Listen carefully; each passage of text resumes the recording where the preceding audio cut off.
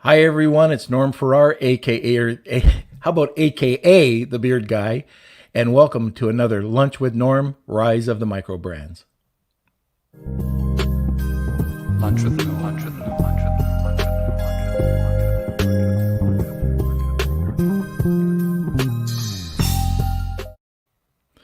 All right, we're back, and we are broadcasting live on Facebook, YouTube, and LinkedIn. And by the way, if you are watching this on a replay, skip ahead. Go to the good stuff. Anyway, if you're not, stay tuned. We're just going to talk about a little bit of housekeeping. If you're on my Facebook profile page, you can always whip over to Norm Farrar, aka the Beard Guy page, and there's a bunch of other content, highlights, full episodes. So check it out. Also, my son, where are you? I'm here. What are you going to tell everybody to do? All right.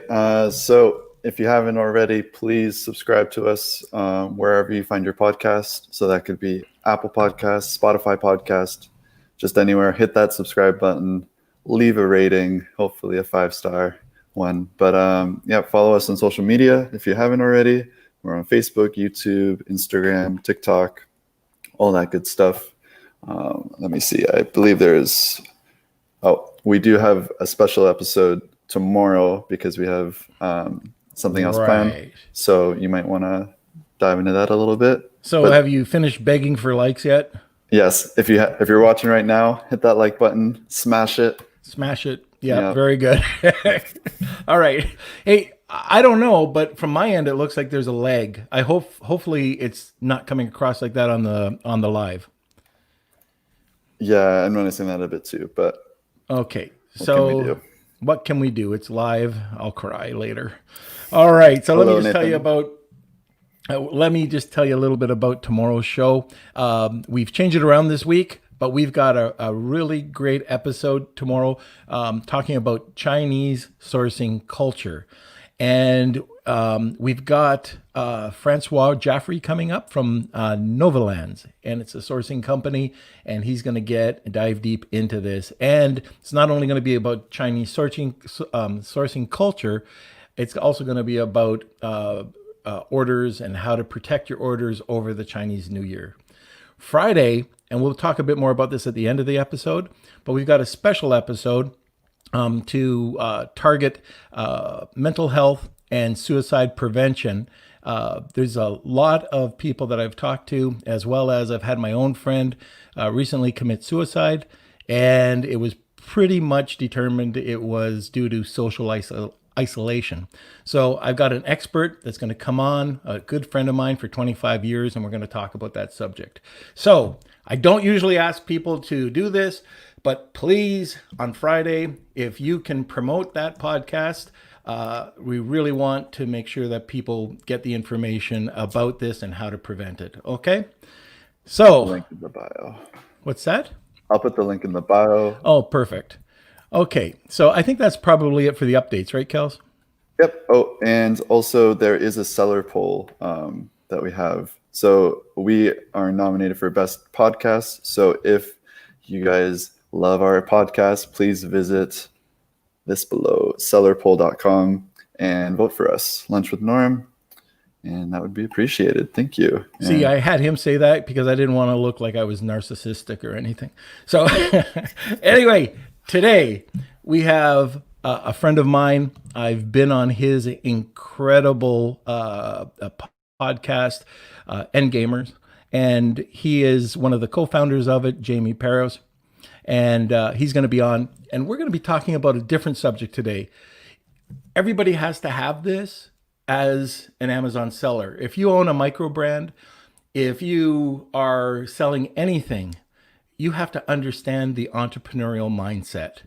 Now, it might be something that you're saying, oh, yeah, I sell things. You got to have this.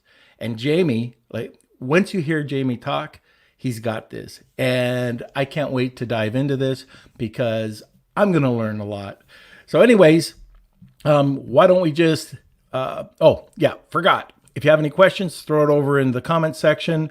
But sit back, relax, grab a cup of coffee, and enjoy the show. All right, Jamie, where are you? There he is. Hey, how are you, sir? Yeah, very good. Thanks for having me on, Norm. So It's good to be on the other end of the microphone. We've been crazy with interviews. It's good to be at the other end. it's great. And I've got to say, so I've been on a lot of podcasts before, but the End Game Network, it's out of Australia, has got to be one of the most, if not the most engaging group I've ever been. Like I've said that right after the podcast. Like I got 100 comments. Like, wow, like you just don't get that usually. So, Yeah. anyways, I started talking with you, and I said, "Look, how did you build that culture? That's just not something that somebody just." You just don't start a podcast and people start commenting. You really do have to build a culture around the brand, and I think you and Michael have done an excellent job with that.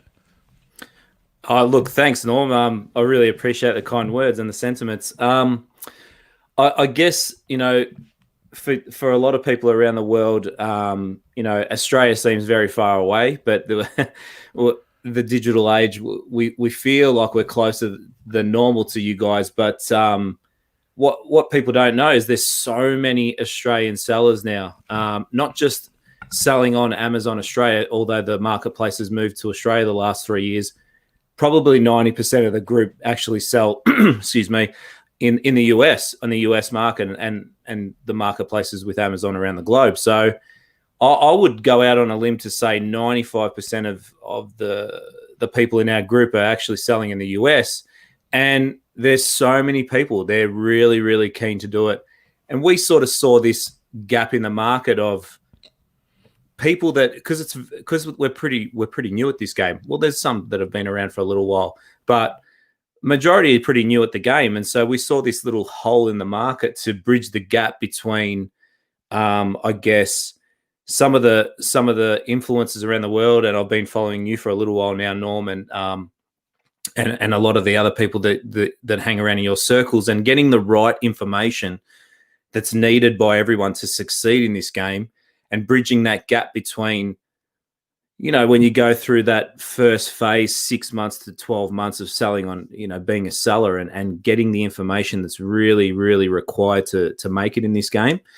And so we've just managed over the last 6 months to be that conduit of bringing these people like yourself and all the other influencers in the world into people's living rooms through our shows that we have every fortnight. And it's just been it's been unbelievable. It's been like just a juggernaut of support.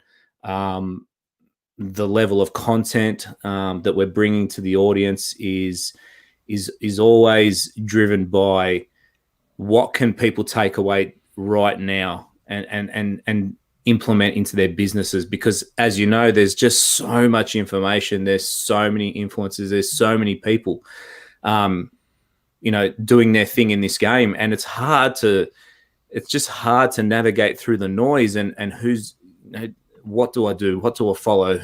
What's the right procedure? What's the right processes? So I guess Michael and I have managed just to sort of to help the audience in a sense to do that. And it's just been unbelievable. The engagement we get is huge. The people are very, it's just an unbelievable community, like you saw when you came on the show. Very highly engaged and very into transforming their lives, I guess, through building Amazon businesses alongside their other things as in their life. Okay, I have a question for you. Yeah. And it doesn't look like we're going to get away from this lag. I have no idea what's happening. I can either just turn off my video. So anyways, this might be annoying. So Kelsey, you just let me know and we'll just turn off the video if that's the case. But I have a lot of US sellers that reach out, want to sell in the Australian market. I know this is a little off topic, but are there any tools? Like I know Helium 10's trying to get out there, but do you know of any tools that are out in Australia that people can use for research? At the moment, I don't know any that are doing a lot. I know Zonguru is trying to implement a little bit of the statistics that are in Australia. There is another one which it slips in my mind, which I actually sent to you, Norm. It's yeah, but I will find out and get back to you. I might put it in the chat later on. But look, it's still a very new market. We only just got PPC not long ago, so like that's just to show you how new it is. It's not in Australia, just for people who are listening from around the world. We've got some students, and we've also got some people in the community that have had some relative success in Australia, but it's a very slow burn at the moment. But like we know, Amazon don't come to play games. Our main marketplace online here, I would say, no doubt, is eBay. And eBay has always been the go-to platform for shopping online here in Australia. And their footprint in the country is pretty big. And I think it's just a slow burn for people to transition. And it's getting there. And certain products do better than others. And to give you an idea of the brands that and the products that we sell in the US, it's 20 or 30-fold results. And then we've got, other people that we know that are doing not too bad, but it's still, you can't even compare to how prominent Amazon is in the US market compared to your sales in Australia. So if you are thinking of selling in Australia, it's very easy to rank. It's very easy to get on the pages that you want to rank for the keywords that you want to. There's if you've got some decent products. An interesting stat that I've seen is about 85 or 90% of the sellers in Australia are Chinese sellers. That just goes to show how it hasn't been adopted yet by the people who are, the private labelers at this stage. But there's probably not enough data to suggest whether or not to pull the trigger on Australia or not if you're a seller. But I know a lot of people are just expanding their networks and their marketplaces. But yeah, for us, we have tried to sell in Australia. It was about a year ago. We sent some stock over here, but without great success. And as far as, tying up capital, it just didn't make sense for us to do that when our brand and our products that were doing so well in the US. Okay, so just before we go to the next question, just wanted to give a few shout outs out to Nathan Clark. Hey, Nathan, how's it going? Alan, yes. That's a great idea. We're going to play around with this a bit longer, and maybe we will disconnect and then come back, or maybe I will just disconnect and come back and let Jamie talk for a few minutes. Put you on the spot there, Jamie. No, hey, that's all right. And also Dan O'Donnell and Julie, how are you? And thank you for joining. Okay, so let's start. Again, when I started talking with you, what really impressed me about everything you were doing is your mindset and your culture. So let's talk about it. How do you build up? What's the first thing to build an entrepreneurial mindset? Yeah, look, it's a really good question. This is where I live and breathe in this space, probably because of my background as well. So I'm from the logistics background. I had transport company, a few semi-trailers and employees working for me, etc., and a small little business that we had, my wife Rebecca and myself. And we looked at this diversification of starting to have other sources of income. And so what we did is we saw that model of the Amazon model, and it really appealed to us. But it's the same for everybody that gets into it, I guess. Some people are building outside their 9 to 5. Other people are, going in it, hammer and tong to make it their day to day. Everyone's got a different situation. But for me, entrepreneurial mindset is about, I call it the transition, because I think 80% of the people that we deal with here, and I'm not sure if it's the same for you, maybe not for you, Norm, because you've got a lot of close friends who are in this game full time, software providers, different friends of yours that have been in this game for a little while. And but for us, the I guess that the negative aspect of our game and our caper is that people trying to sell the laptop lifestyle and not giving the clear picture of this is a real business. It takes real effort, it takes time, it takes a lot of money, and it takes commitment. And we were able to harness people's energy to want to do this, but try and sift out the noise and help them with the actual realistic situation that they find themselves in trying to build a business like this, and without the fluff and the things that go with gurus and all that sort of stuff, which I won't get into because that's not what this is about. But the thing is, with a lot of people, whether it's couples, mums and dads with kids, and really knowing the balance between success with this business and how much you commit with family time, because we've all got 9 to 5s, we've all got kids, we've all got, we've still got to put the dinner on, we've still got to go to the supermarket, we've still got to take the kids to their sport, we've still got to do all these things that are in life. You've got your 9 to 5, and then all of a sudden you're bringing, you're trying to start this business. And for a lot of people that haven't been down that entrepreneurial path before, of working for themselves. And we just try and make clear in our group and with what we teach and what we harness that it does take a lot of effort. And you would know as well that the entrepreneurs who make it in this game have got that obsessiveness and that mental toughness to get through anything. But what we try to do is try and alleviate the carnage that's left behind, because I can be guilty of that how obsessed you are with your end goals and what you leave behind. Like, we've got 4 teenage kids, and my wife and I, to get to the success that we got to, that was really tough, Norm. It was really tough to build this business and to do the things that we needed to do and have balance in our life. And having balance but then making it in this game is 2 different things.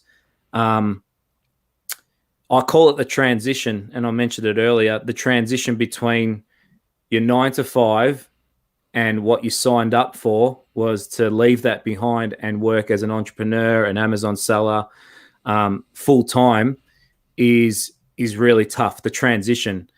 And we try and get people to go from their 9 to 5 to finally breaking the habit of a year or 2 in as smooth as possible, because that's a really tough period in people's lives. And it was a tough period for me as well.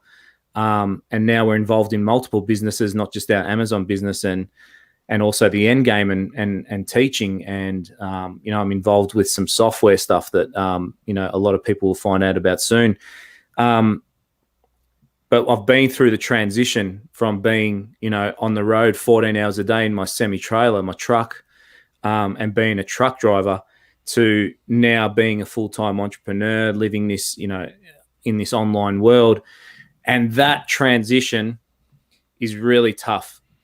And it was tough for me. And I just try and help as many people not leave much carnage behind in that transition phase, if you know what I mean. Right. I think Victor sums it up right here. What a long, strange trip it's been. Yeah. Yeah. One of the things, Jamie, that bother me a lot, especially with when you're trying to become an entrepreneur online, is some people get into it the wrong reasons. They think it's just quick cash. Oh yeah, I see this guy leaning up against a Lamborghini. He's flashing wads of cash, and he's selling a lifestyle. Well, the first thing I think people might want to think about is, how are you going to handle the failure? Because usually if you get into, there's lots of people that, first time they get into it and all of a sudden they feel successful. But if you're in it long enough, you've got to fail, and you've got to be prepared to fail. I've been in businesses where I failed miserably, like I put too much into the business, waited too long before I cut it loose. And then you go into a state of depression, and then you got to try to build yourself up to get into the next one. And I think that's another thing. Entrepreneurs, if you're not willing to take risk, if you're not willing to take a solid kick between the legs and get up, you have to be resilient.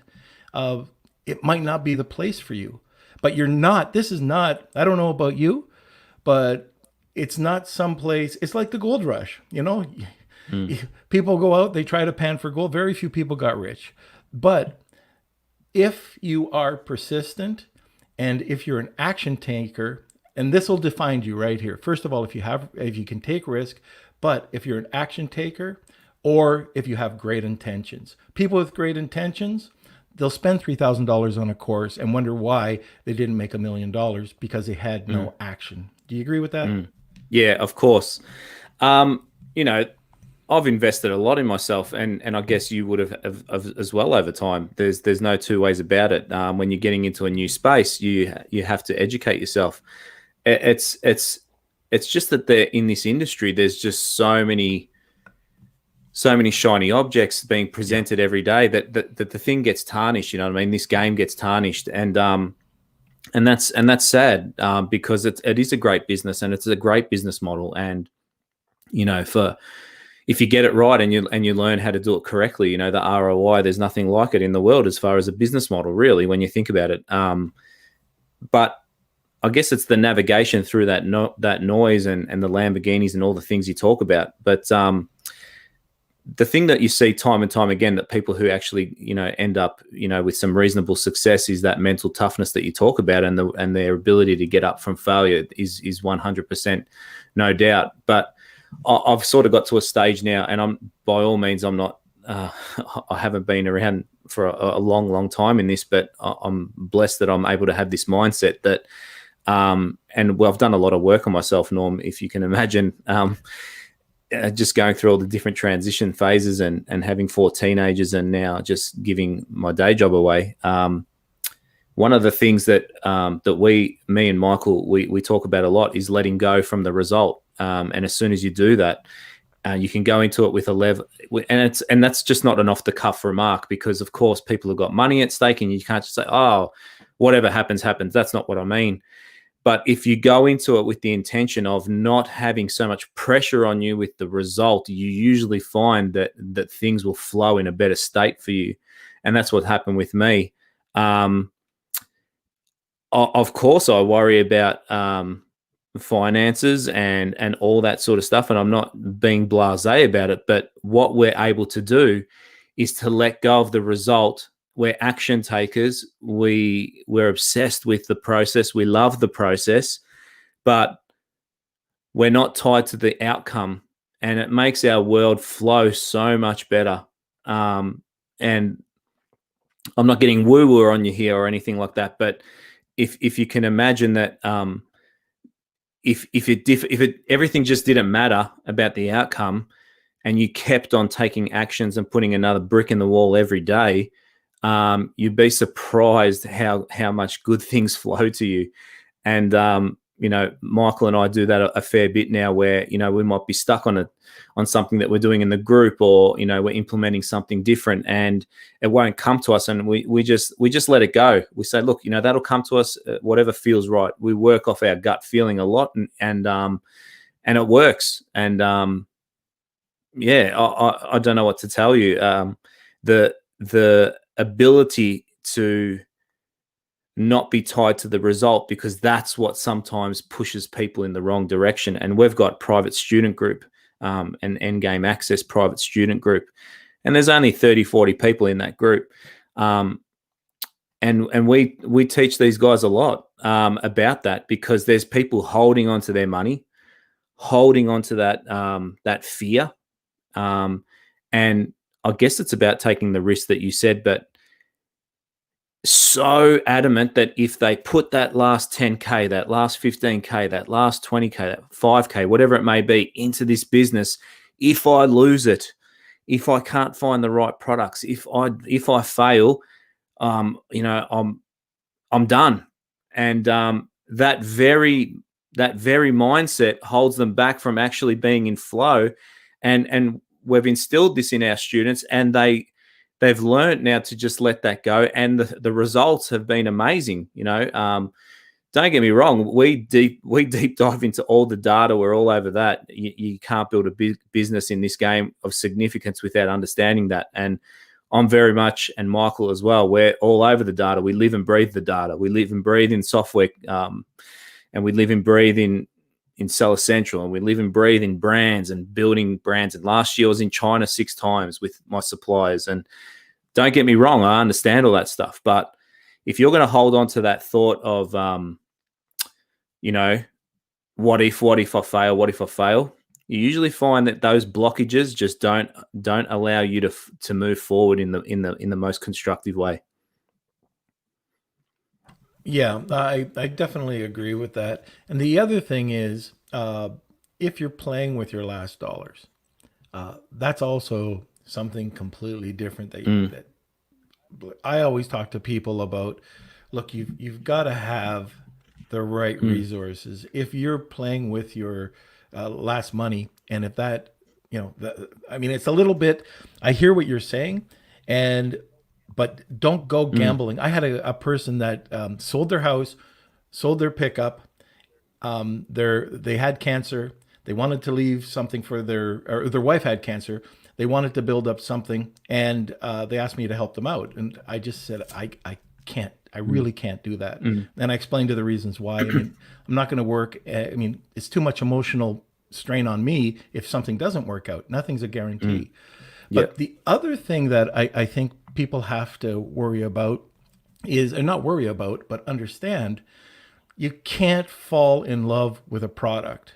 So, if you've got a product that started to work out, and then maybe the trend is, turning, and all of a sudden it's a downturn, unless you can improve your product or improve something about it, it could be cost, it could be your profit margins. You can go back to your supplier, change something on the product. Maybe you have to cut bait.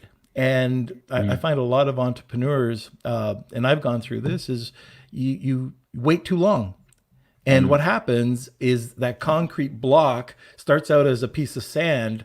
All of us say, oh, I'll invest this. And then you go and you max out your credit cards. And then at the end of the day, you could have had very low damages. And now you're at the bottom of the lake because you just didn't cut bait. So any thoughts on that? Oh, look, we've got huge thoughts on this. Unfortunately, some of the methods that are taught are how to make a box real pretty. You know what I mean? And that doesn't cut it in this game. Designing awesome logos and all that stuff. We look, when it comes to brand building, especially Michael, and I would like to say that we're pretty creative, but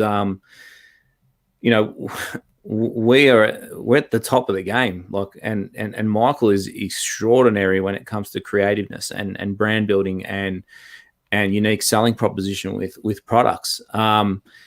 But unfortunately, people, a lot of the people that we deal with were taught to make a box pretty, and you can put something in there, drive the price up high because you got a nice, beautiful package. And the next thing you know, voila, I've got a business turning over, $50K a month on my first product. And it just doesn't work like that. Unfortunately, some people have had to learn the hard way. And I don't think the whole picture's taught, around the data. I mean, it is now. And I guess you guys see that more often. And that's why, hence the Endgame Network started, because I was watching a lot of the stuff that, you guys were doing and the other influencers that we've had on the show, because we've had everyone on the show from, you guys and Danny and Brandon and Tim and all the lovely ladies around the world as well that are successful, all the big sellers we've had on our show. We've had all the PPC agents, agencies. We've had all the service providers, the influencers that have been on the world, from Helium 10 to everybody on the show. You name them, they've been on our show.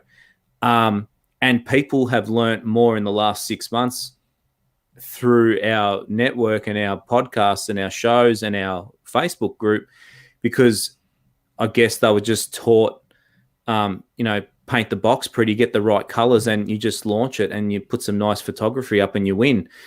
And no one was getting taught the data.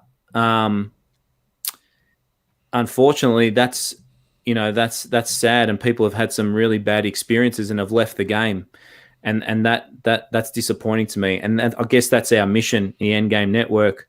We want to try and the saying, the tide lifts all boats, and we want to lift all boats together. And that's why our community is so engaged, because so many people are committed to this journey and are now starting to get the full picture, understanding, how important data, keyword research, building a legit brand, unique selling proposition, sourcing, COGS, micro optimization with your shipping. Every aspect of the business we cover, we talk, we get people on the show, press releases, we get the best, like Thanks yourself. for that, and you by the way. Well, people don't know about this stuff, and I've lived and breathed it. I guess I was obsessed with it's just in my nature, and just that defense mechanism as a father and working full time as a truck driver, and now pouring time and money into it in a new business. I wanted to succeed, and so I spent, you can imagine, hours and hours on the road, and I'd have podcasts going, and I'd have all the influencers and connecting with people as well. Like half the people that have been on our show, I've been connecting with for years, and it's just funny how it's gone full circle. Now we've got our own show, and people are coming on our show. It's incredible, and now I'm on your show. It's just, I've been following you for ages, Norm, and it's amazing. But we're bringing this to the community, and we're tackling this from a holistic point of view to minimize that guesswork when it comes to selling products. And look, there's a risk in every product that you launch. Of course there is. There's no two ways about it. But we're all about the minimization of that and making sure that people have got the full understanding and the full picture. And we're starting to see it turn around. And we're really proud of that. And, we get messages every day. I can't believe how much I've learned, since you guys have started the show. And I've never, I've learned more in the last 6 months than I have in the last 3 years. And that's just by getting people aware. And that's our philosophy for the group. We're really passionate about helping people, Norm. As you know, we give so much of our time. We try and purple cow events in our Facebook group. We do 5-in-5s where we have a pop-up mastermind, and what we do is we put a post out there and we say the next 5 people in 5 minutes in the group jump on a Zoom call. We chuck a Zoom link in there, and the next 5 people, they could be anywhere in Australia, anywhere in the world, and we're having a mastermind session with them. They don't need to reveal products or brands. If they do, they do. If they don't, they don't. And we just sit there as a group of 5, and Michael and myself, and we try to do this as often as we can, and we help people in the community. And we've done tons of these things. We do lives, through the week. We've got this thing called the Endgame Live Pit Stop, where people come in and we're just on live on Zoom in the group, and people are asking questions to us, and we try and help as much as we can. We get freight forwarders on. We get, every service provider under the sun who's legit. And this is another thing. Like there's some really, really good people in this industry, like, some amazing people with good intention, like you said, always with good intention. And there's some people that aren't. And we try and, alleviate that for people. We've built up some trust with our people in our group, and the people that we get on, we've watched them for a while, and we believe that they'll add value to the group. Every decision that me and Michael make for the Endgame Network is with our community in mind and their best interest. What can they learn? What value will they get from a session? What takeaways can they implement straight away into their business? Because there's so much stuff that happens where you just, it's another hour session of watching something and you just can't implement anything. So everyone we bring, everyone we talk to has got that intention behind it to help the community. We watch and survey the group. We see what pain points there are. As soon as Amazon, let out that they were going to be having their inventory index, restrictions, we had freight forwarders on, we had 3PLs on. We monitor the group, and we come from it with an absolute giving mentality, and that's been the success of the group. So, Jamie, everything that you're talking about, Now, at the very beginning, if anybody missed this, I was talking about how fantastic the group is, and one of the reasons I wanted Jamie to talk about the group is to show how he built this engagement. So this everything that he's talking about right now for e-commerce sellers, if you're an entrepreneur, the only thing that tells me is you have to have exceptional customer service.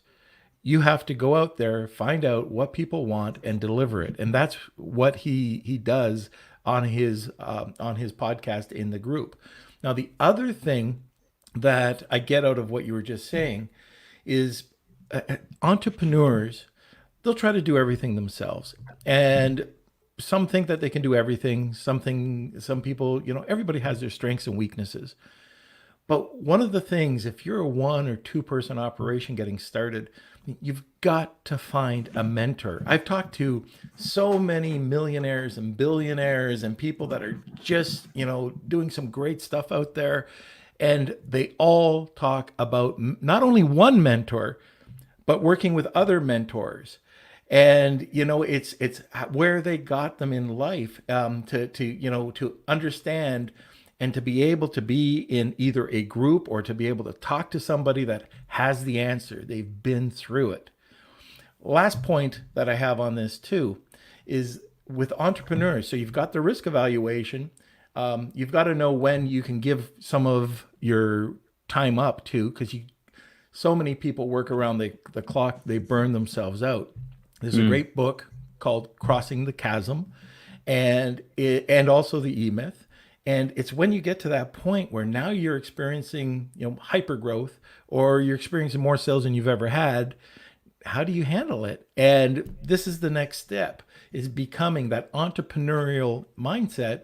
You've got to become automated and scalable. And if you don't, you'll probably either die the business will die, either a very non-scalable business. People aren't going to go out and buy a business as just one person. And if you think that, and like I've learned this the hard way, if you think that you can sell a business and you're the face of the business, forget it. I mean, if you're the only person involved, the multiples that you'll get, the valuation that you'll get is squat. Yeah. Yeah, look, 100%, Norm. We're lucky enough to be involved with a few businesses that, I'm not the face of, and Michael's not the face of.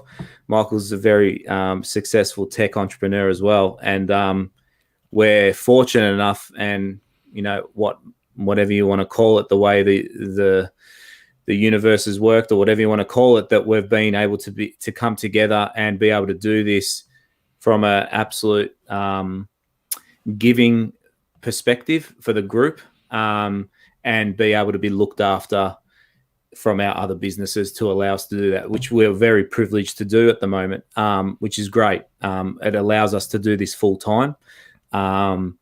We do have a small, like I said to you, private coaching program that we do a once a year intake for, and we've got a beautiful bunch of students that we look after, pretty much 24/7. Our program is unlike anything in the world, how we look after them. And this is not a plug for that, because it's a once a year intake, and it's not up for another 6 months, and that's just how we operate. And it allows us to do the end game full time, and our other businesses take care of themselves. And we've got Amazon businesses as well. We turned over 7 figures last year, which was pretty cool. And Michael's very much on the way to doing that very quickly with the way he operates. And yeah, so we're fortunate enough to be in this space where I understand the entrepreneurial burnout. Believe me, it's 2 a.m. at the moment where I am in Australia, and I'm up talking to Norm Farrar. And thank you. The shop's open 24/7. That's how it is in the entrepreneurial world. The shop is open 24/7. Some people, it doesn't have to be that way. But for me, I've always been a very driven person. You got to do what you got to do when you got to do it. And when it's your turn to go, you've got to go. So that's just how it is. So we're fortunate at the moment. We're enjoying. We love the process, Norm. We it's not about the outcomes, like I said to you before. It's about connecting with people like you. I can call you my friend. I can ask you questions. I don't do that, but I know I can ask you something if I need to. That's something that I don't take lightly. The relationships that we've built with people are, in this space is what it's all about for me now. It's about the process, loving the process, because in the beginning, as I talked about that transition phase as an entrepreneur, it's very stressful. And I saw one of the questions that you threw up into the group about, dealing with entrepreneurial stress. There's a lot of stress. I don't have stress at the moment, in a sense of course, there's always stress, but I'm in a really good place at the moment with good things that come to us. We work extremely, extremely hard, but I love the process, and I love working and getting to know people around the globe and bringing them to our community here in Australia and helping them reach the goals that they want to. I'm genuinely that type, that person, and Michael is so the same. And we're lucky. We're lucky, Norm. Yeah, I like to address that stress issue as well. Yeah, for sure. In my earlier days, no beard, I used to get stressed out quite a bit, and literally sleepless nights, bleeding ulcers, worried about everything, and seriously, like complete insomnia. And I look back at the stress that I had, and I look at it now, and it would just be, I flick it off my shoulder, because most of it never turned out to be as bad as I thought. And I hear other people say that. And the seriousness of the stress that I panicked about, let's say, it might have been a loss, a $10,000 loss or whatever. How am I going to handle this? How am I going to handle cash flow? Well, as you grow and as you learn more and more, or as you build a network or become part of a mastermind, you can ask questions, and you start to learn, and other things that you can do, like really simple things. You want to stop stress? Very simple. During your day, use an app like freedom.io, or if you want to focus, use brain.fm, and turn off all the outside noises. So we're constantly getting bombarded with Facebook Messenger, this messenger, that messenger, and it interrupts you, and it interrupts the day where it takes, I've read that it takes anywhere from 10 to 20 minutes to get back into a mindset if you're working on a priority. So that's the first thing. Like, if you have structure and you can turn off all the outside noises, there's not going to be an emergency that's going to come up in an hour if you turn off everything. So the other thing that I like to do is, it's just, you work on something. I plan my day the night in advance. Things always come up, but when I get something done, I just kind of take a walk, like a quick, 10-minute or something. I'll go grab a coffee. I'll do something, get my mind off of it. Some people talk about meditating. I'm not going to get into that, but for me, it's just the break between the first and the next. The other thing is, if you've got things that you've got, this happens all the time. So you'll get a customer that really ticks you off, or you have a supplier, or you have something that you have to handle negative.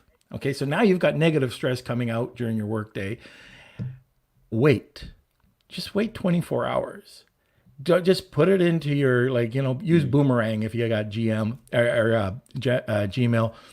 Don't even look at it for 24 hours. Get it out of sight, out of mind. So that's some of the things that, we look at when, when we have to address negative energy, basically. Oh, and by the way, I just noticed a bunch of people here. Just let me give a shout out here to, there's Rosie and Leonard. Thanks for joining. Garrett. I see that's on LinkedIn. Thanks, Garrett. We'll go down, and I'm going to get this wrong, but I think it's Cy, right, Cy? Okay. And if we miss... Yep. We have a fan question. Okay, sure. It's from Leonard. How have you been able to network with all these really successful people? Any tips for people at a more beginner level? Go for it, Jamie. Yeah, look, that's a great question. And how you going, Leonard? I know Leonard. He's from our group, and he's a good kid. He's from Belgium. I think he's an Australian. He's a young fella from Australia living in Belgium at the moment. So shout out to you, Leonard. It's a great question, Leonard, because there's, I guess, these people who are busy. It's a great question because I've done it like so many times in the last 6 months. You've seen how many people we've had on our show, and I haven't known all of them personally to do this, but I guess, it's how you ask, it's what you ask. And sometimes it might not even be something that you're asking for from the beginning. The first time Michael reached out to me, the co-founder of Endgame Network, and I remember this very clearly. We knew of each other, but we hadn't spoken to each other. But he actually just reached out with a resource that he thought that I may need from what he'd heard that I was struggling with. And he just said, "Hey, mate, how you going? I've seen that you're dealing with this and this. I just know of this awesome resource. If there's anything I can do to help you, other than that, just reach out to me. But here's this great resource, and I hope to hope that you can, work through the problem that you're dealing with." So he actually reached out not to ask something, but rather to give something. And that was, that caught my eye, and I was like, wow, what a guy, and for me, it's a little bit different now. And I must admit it's a little bit different because we've got an audience, and, we reach out to people and we get them on the show. And there's, when you're building a business and you've got a business, to get in front of an audience is really important. And, it's easier for us to sort of to get the people in. But very soon people realize what we're about, the value we want to bring our audience. And like yourself, Norm, when I reached out to you for the first time, I was going to ask someone that I knew for an intro. I thought, look, I'll just reach out to Norm. And I explained everything about our group and how I thought that, PR reach would benefit, and also, just how PR reach would benefit our audience more importantly. And it was just that synergy that, clicked for you, and it was awesome for us, and it's been awesome for our audience. So, Leonard, it's never easy to reach out to someone of influence. First of all, to even get them to read your message. But, persistence is key. I've spent the last month reaching out to quite a very significant person of stature in Australia. And I don't put anyone up on a pedestal. That's something that I don't have in my life. I don't care if you're in product research and you're just starting on your Amazon business, or you're turning over $3 million a month. Everyone's just, on a human level, to me, the equal, and that's the people who I attract into our world. We've got sellers in our group that are doing $30 million a year who reach out on a granular level to help beginners with questions. It's unbelievable. So that energy rubs off onto the people in our crowd. We don't stand for anyone being on a pedestal or, any of that stuff. But I've been reaching out to this person for the last 4 weeks, Leonard, in Australia here, quite significant profile, to try and get them on our show. And I finally got a response. I wasn't being pushy. I was just plugging what we're about and plugging who we are and our values. And they eventually got back to me and said, "I dig it. I love what you're doing. I'm in." So we've got them lined up to come on in a month or so. And that was just persistence and being true to your values and what you believe in. And I must admit it was a bit easier because we do have an audience, Leonard, and it's difficult if you don't. But it's a hard question. It's never really an easy answer. I don't know what you feel about that, Norm, as well. Yeah, I've always found, people might know me a bit in the Amazon circles, but like in other businesses, I built a network by, first of all, just reaching out, saying, hey, I think this actually came from Donald. It might have been Howard Stern or Donald Trump, one of the books I was reading way back. And it was just reaching out and asking to go out to lunch. And I started doing that in Toronto with business people. I got involved with organizations like Young Entrepreneurs Organization, which is EO now, which I highly recommend if you've got a business in a city that has EO or an organization like that. These are other business people that can help you out. It's not just finding people in the Amazon world that can help you out. It's actually get to understand your numbers. There's so many other areas of business that you need to know to really become a business person. You don't have to be an expert in it, but it's going out and finding them. But reaching out, a lot of people, if you reach out to them, take it as a compliment. So, hey, look, they're not being approached all the time. Or I know with a lot of business people, they say, hey, look, give me a half hour. I'll buy you a cup of coffee. I know you got a busy day. In this industry, I think it's very easy to like if anybody, oh gosh, now I'll get bombarded, but I'll tell you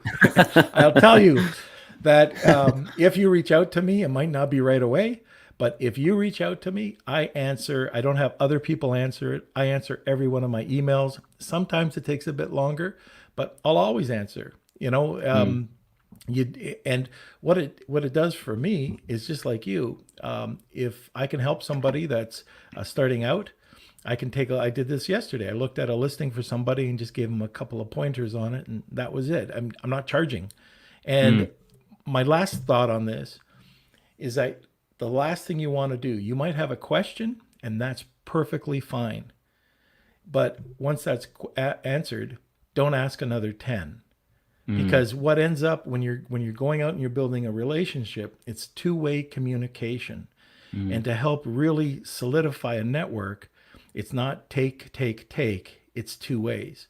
And I've always found that, if like anybody that's part of our group or, people that we work with or on the podcast, it's the odd time I'll ask for a favor. And same thing back and forth. It's reciprocal. So that's it. Just don't abuse a relationship. And that's probably the best way. You're buying me a coffee. I'm going to go and have that coffee. I enjoy coffee. Here we go. It's my second one. Yeah. Can I add something here? Yeah. I want to talk about this, but dealing with LinkedIn messages, like a lot of people reach out on LinkedIn, and I know Norm has a pet peeve about this, but the automated message that says, "Oh God, you have to join your network." I don't know if you get that too, Jamie, but if you guys have any thoughts about how to reach out to someone, say on LinkedIn, when you have no connection with them. Yeah, look, I'll be honest. That automated stuff, I just let that brush by. But you can always, if someone reaches out with authenticity, like you're talking about, Norm, it'll always catch your eye. And I'm a very giving person as well, like and I've for the last 2 years, all I've been doing is helping people, taking a look at listings and giving tips to people. Not charging at all, just being of service to people. I've jumped into people's masterminds and done guest appearances and all sorts of things just to try and help a group. You know what I mean? Or try and help a group of people. The end game was never in our radar. I guess one thing led to another. I don't know how. I don't even know. But right. It was meant to be. Yeah. So let's talk about maybe 3 to 5 quick tips on an entrepreneurial mindset, and then let's switch it around, what not to do. And then we'll get into some questions, and that'll be it. Okay. It's the old saying, you can lead a horse to water, but you can't make it drink. All right. Now, I deal with a lot of people, and we see a lot of people, and you would be the same. And you can see the ones who have got that hunger, that obsessive nature to reach their goals.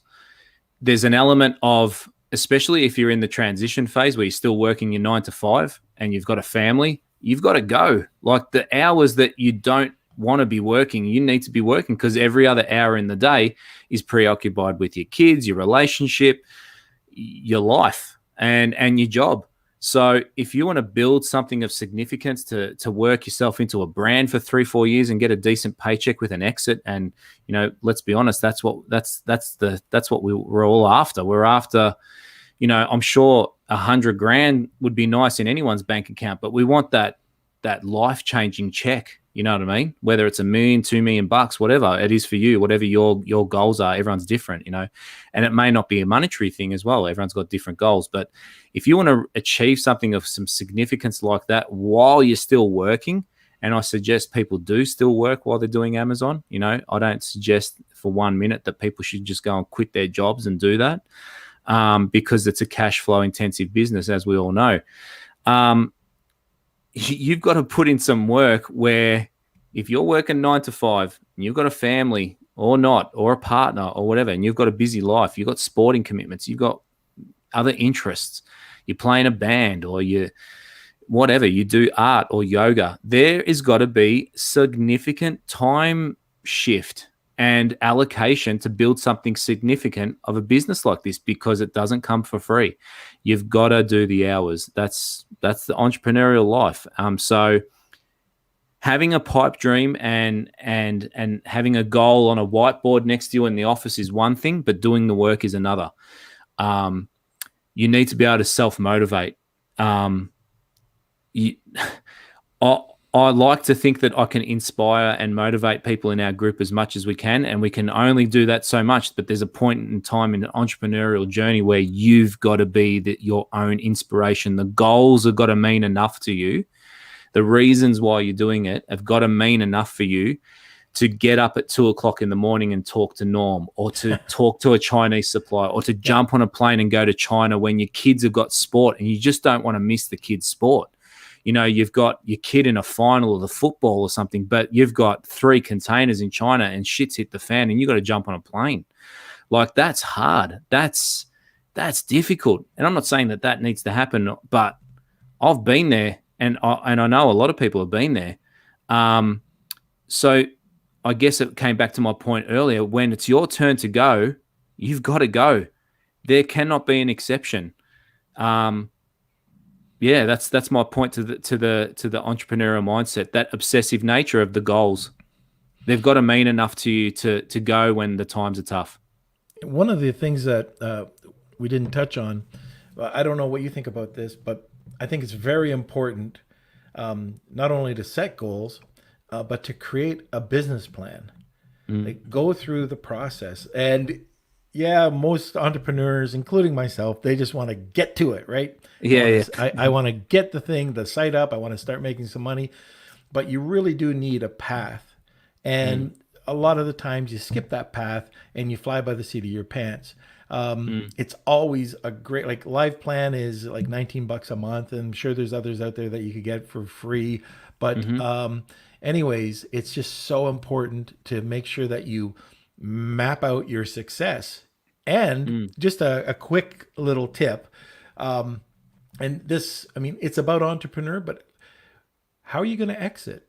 Think about that. And at least from me, for when I'm planning on something right now, you can ask any of the companies that I'm working with, that each one, we know exactly when we're going to exit, when we want to exit. It might change, but we start there and we work backwards. That's the way that, we work, just trying to get some focus, just like script writing, right? So Jeff Sass, he's an incredible brand guy. He says, you just got to build your brand story, but you work at the end chapter and you work backwards. It's the exact same thing. Yeah, you took the words out of my mouth. I was going to say, we always start with the end in mind. If you want to exit for $1 million, that's $300K profit after everything, getting a 2.5, 3 multiple with inventory. What does that look like? Is that 6 products? Is that 10 products? Is that 20 products? What price point? How many a day? Got to get granular. How many product at what price point? What profit? What return do I need to do over the course of the next 2-3 years to get to that figure?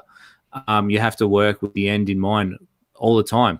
Right. We just did that recently with our student group, where we brought everyone's focus back, because you've got that what happens with Amazon sellers, I don't know if you've experienced this as well. It's that scattergun approach. I've got this idea, I've got that idea, I've got this brand idea, and I'm going to save that product and I'm going to do that next.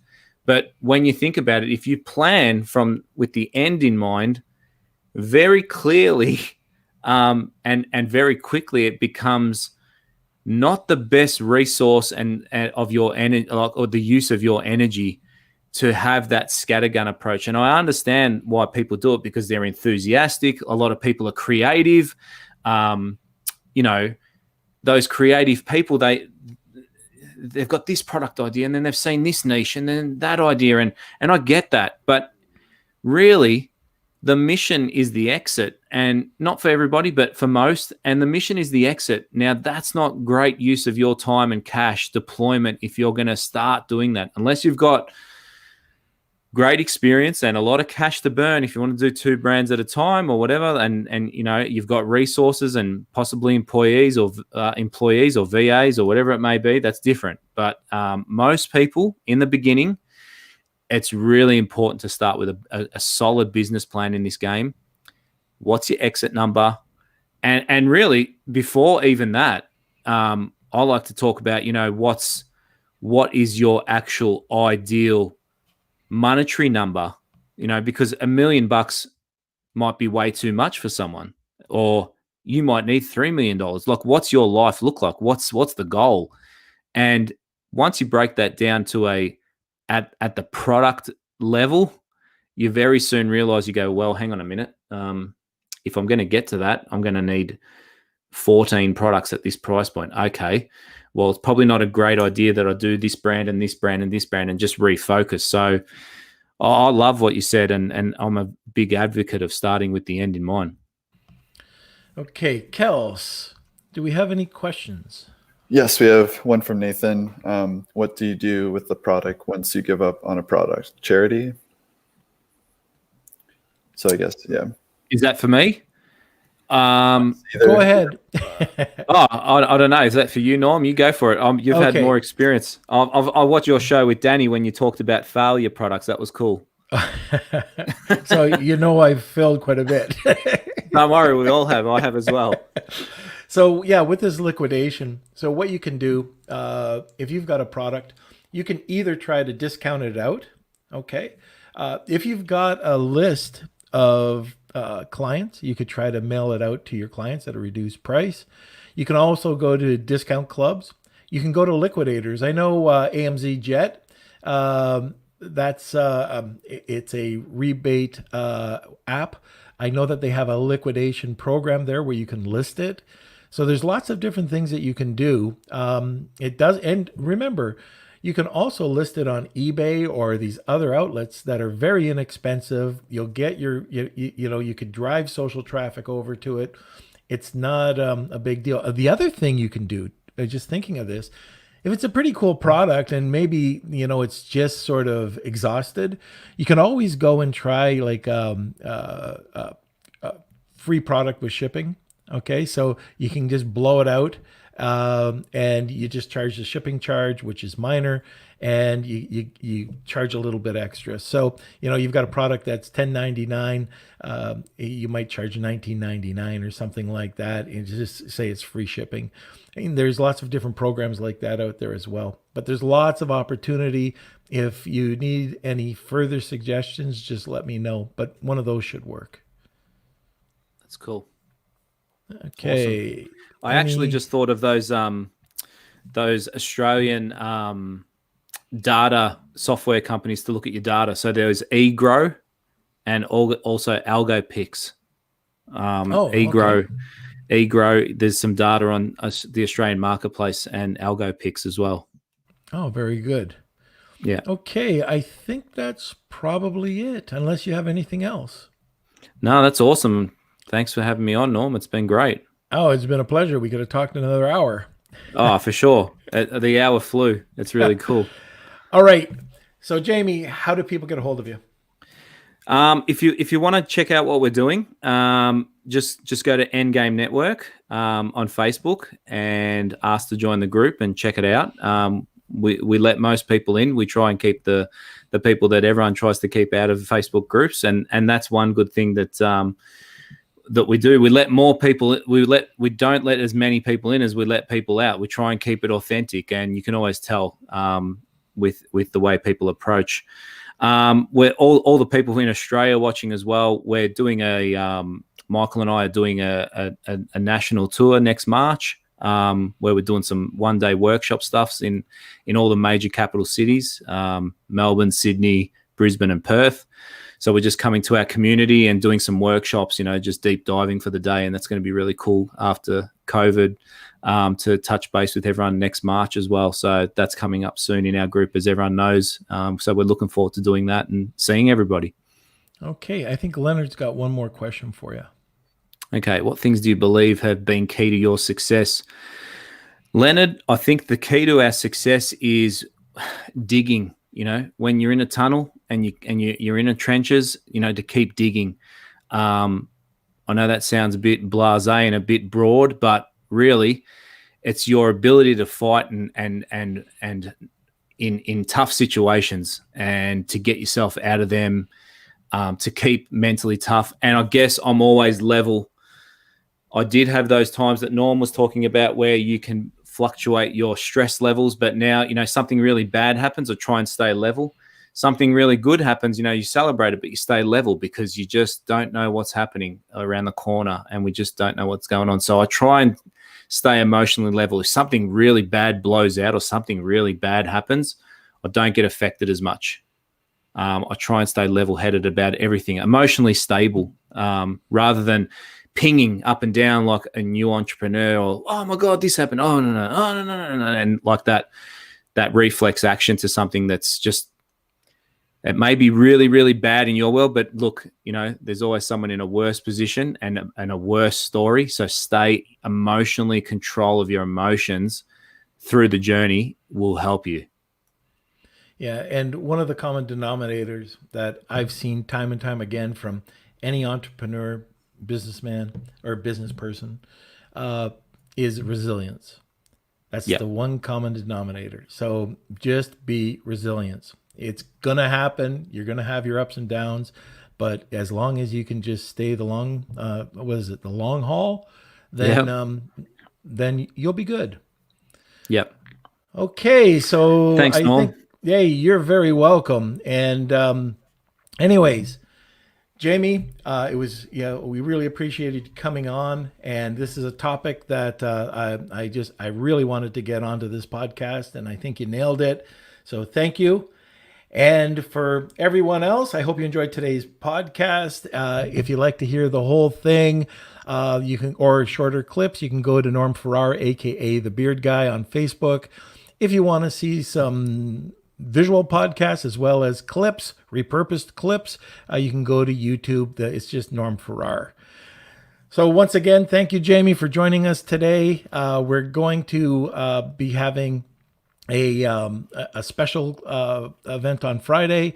And again, if you can put the word out, anybody who's talking, or anybody who's listening, it's going to be about suicide prevention during COVID.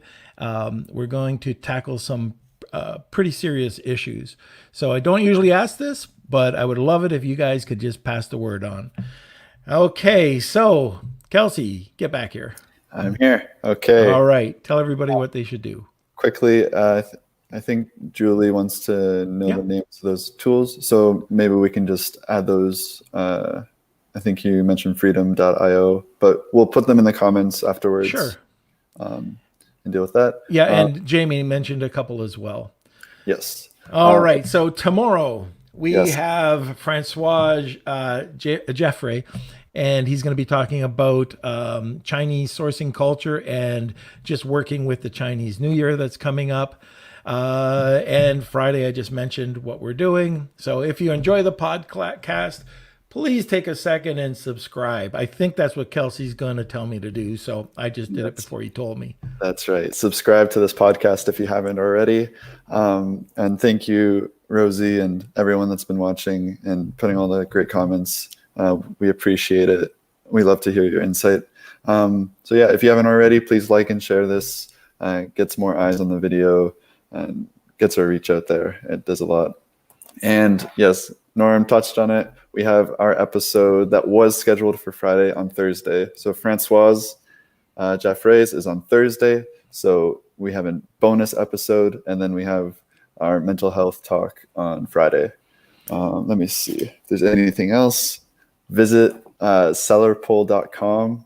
I'll put the link right here. Sellerpoll.com, and vote for us for best podcast. Get our name out there. It'll be appreciated. And I think All right. Okay, everybody. So thank you very much for watching, and we will see you Thursday, Friday. Enjoy the rest of your day. All right. Entrepreneurial.